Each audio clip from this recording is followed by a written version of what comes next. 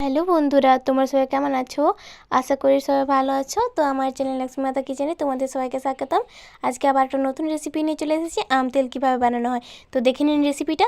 আমি আম নিয়ে নিয়েছি, আমটাকে এবারে কেটে নেব। পিস পিস করে কাটতে হবে।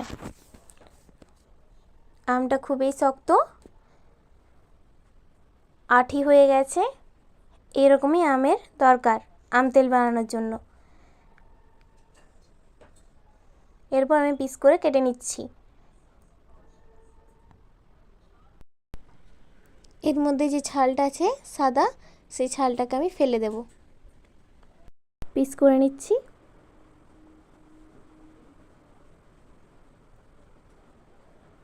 দেখুন এরকম পিসগুলো হবে।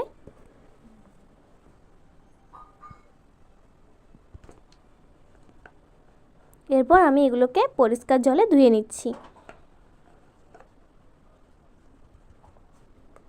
এরপর জলটা আমি ঝরতে দেব। আমের গায়ে কিন্তু একটুকুও যেন না জল থাকে, ভালো করে জলটা ঝরিয়ে নিতে হবে, নইলে কিন্তু হলুদটা লাগবে না। তো আমি ঝরিয়ে নিয়েছি আমগুলোর জল। এরপর এর মধ্যে হলুদ দিয়ে দিচ্ছি। হলুদগুলো আমি হাতে করে মাখিয়ে নিচ্ছি। প্রত্যেকটা পিসেই ভালো করে মাখিয়ে নিতে হবে।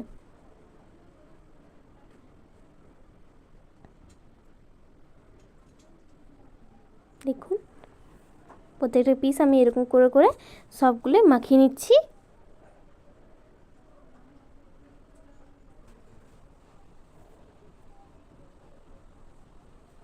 এরপর আমি একটা কুলো নিয়ে নিয়েছি, কুলোতে সাজিয়ে নিচ্ছি।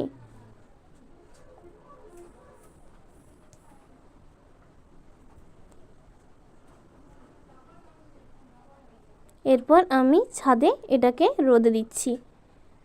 প্রায় 20 মিনিটের মতো রাখবো। 20 মিনিট পর আবার ঘুরে এসেছি রান্নাঘরে। তো দেখুন আমগুলো কেমন অবস্থা হয়েছে, জলটা কিন্তু একদম শুকিয়ে গেছে। এরপর আমি সর্ষের তেল নিয়ে নিচ্ছি, কড়াইতে সর্ষের তেল দিয়ে দিচ্ছি। যেহেতু আমি আম তেল বানাবো তাই তেলটা একটু বেশিই লাগবে।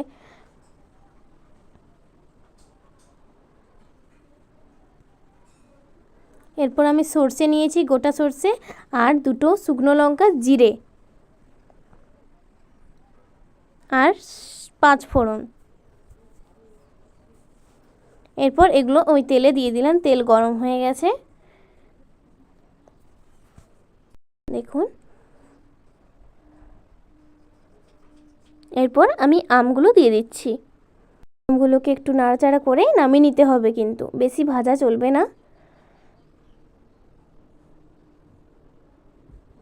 দেখুন এরপর আমি গ্যাসটা অফ করে দিলাম, কড়াইটা নামিয়ে নিচ্ছি।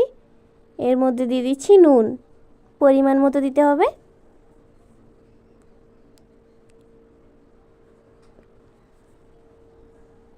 এরপর বাকি যে তেলটা ছিল সেটাও ঢেলে দেব।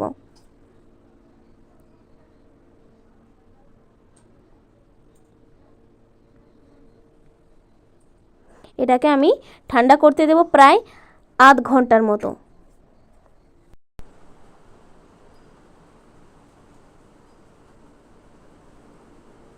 এর মধ্যে দিয়ে দিচ্ছি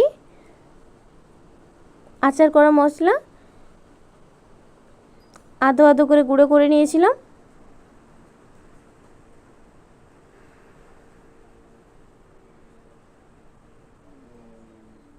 দেখুন। আর আচার করা মশলাটা যদি আপনারা জানতে চান যে কি কি দেওয়া হয়, তো আমার ভিডিওতে দেওয়া আছে, আপনারা দেখে নিতে পারেন। আচার করার ভিডিও করা আছে, তো ওখান থেকে দেখে নিতে পারেন। তো আমি একটা ডেমো নিয়ে নিয়েছি, ডেমোটার মধ্যে সবটাই ঢেলে দিলাম। দেখুন